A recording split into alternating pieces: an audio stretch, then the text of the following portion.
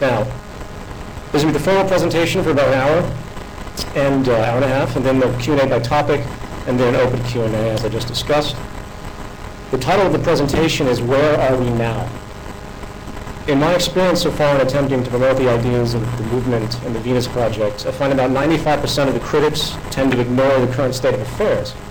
And in a detached manner, they simply criticize the abstracts of what our proposed resolutions are, without ever reflecting on the train of thought that was employed to reach those solutions.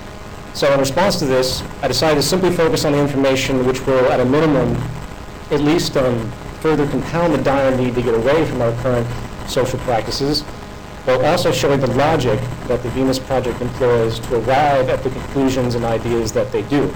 We're not just making things up. Jacques Fresco didn't just creatively come up with ideas. He has a pivotal train of thought, and it has a near empirical basis. So first is going to be an overview of the movement and the tenets of the Venus Project. And then part one, we're going to elaborate even more so on the nature of our world monetary system and its consequences. While in part two, we will take a larger step back and consider the human condition, its cultivation, and the effects of the social system at large. Now, before I begin, please note that I was recommending the email sent out that people read the orientation guide or the activist video, because basically I'm going to move very quickly through a lot of this information on the assumption that a lot of you are already familiar with some of it. If you're not, don't be surprised if some things come as extremely foreign.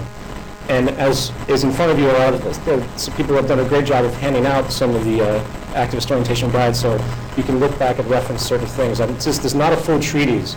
It's, we have to start moving forward with more specifics. So this lecture is actually part of two lectures. The second lecture will be given sometime in the future to deal with the other section. As you'll see, I deal with the first part of the idea, which is the fact our social system is corrupt. And the second section is what the solutions are. We're not going to talk about solutions specifically right now. We're going to talk about the reasoning behind it. And in the Q&A, the reason I have the topics that I do is because I want those that are aware of the solutions that we propose to bring it up. And that's what we'll deal with as we go along. The term Zeitgeist is defined as the intellectual, moral, cultural climate of an era. The term movement simply implies motion or change. Therefore, the Zeitgeist movement is thus an organization that urges change in the dominant intellectual, moral, and cultural climate of the time, specifically to values and practices which would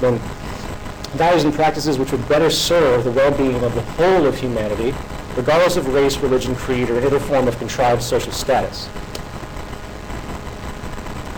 The Zeitgeist movement in function exists as a communicative representation of an organization called the Venus Project, which is essentially a conceptual and technological set of ideas which constitutes the lifelong work of industrial designer and social engineer Jacques Fresco. Mr. Fresco, along with his associate Roxanne Meadows, have been working for decades to establish technical methods and improve social design based on, technical methods, educational imperatives which can transition society away from its current cycles of war, perpetual poverty, and pervasive corruption into an improved social design based on environmental alignment, practicality, peak efficiency, and most critically, a heightened standard of living, personal freedom, and well-being for not just one nation or class, but for the entire human family. The ultimate materialization of these ideas is in the form of a new social design, updated present-day knowledge, and the design can be termed a resource-based economy. In the words of Mr. Fresco, we call for a straightforward redesign of our culture in which the age-old inadequacies of war, poverty, hunger, debt, and unnecessary human suffering are viewed as not only avoidable, but also as totally unacceptable. Anything less will simply results in a continuation of the same catalog of problems inherent in the present system. In summary, a resource-based economy utilizes resources rather than commerce. All goods and services are available without the use of currency, credit, barter, or any form of debt or servitude.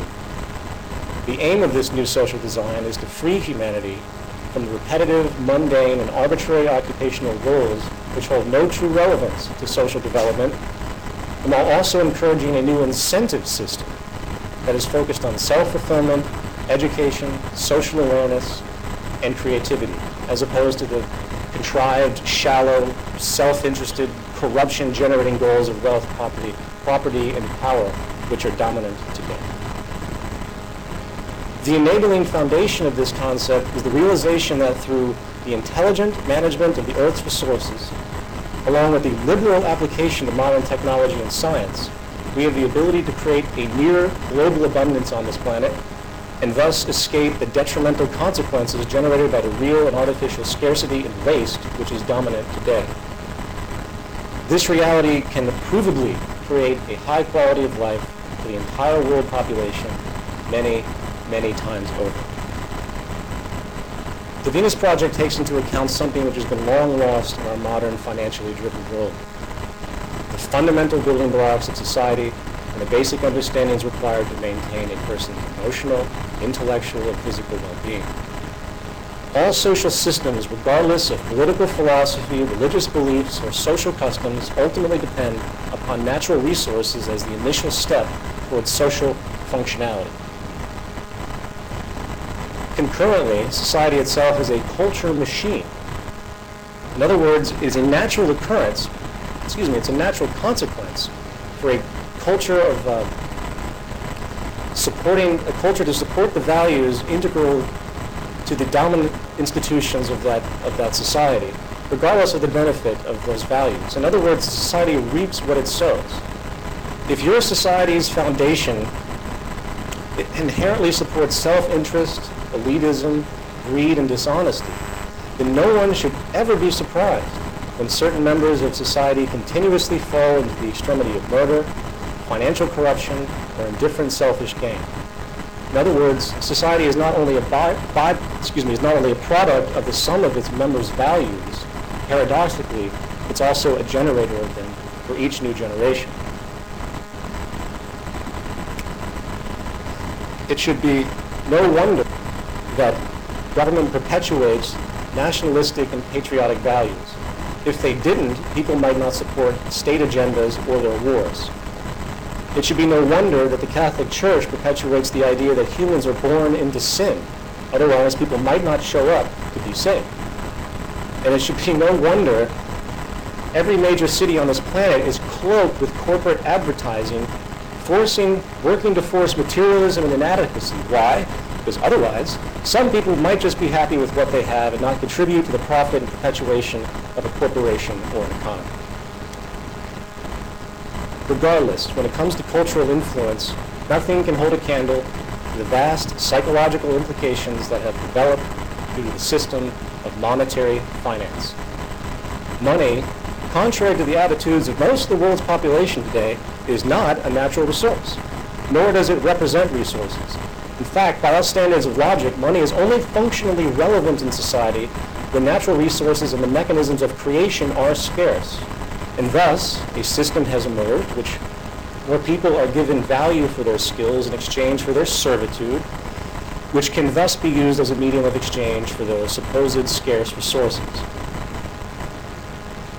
Sadly, the culture is now fully indoctrinated into this frame of reference.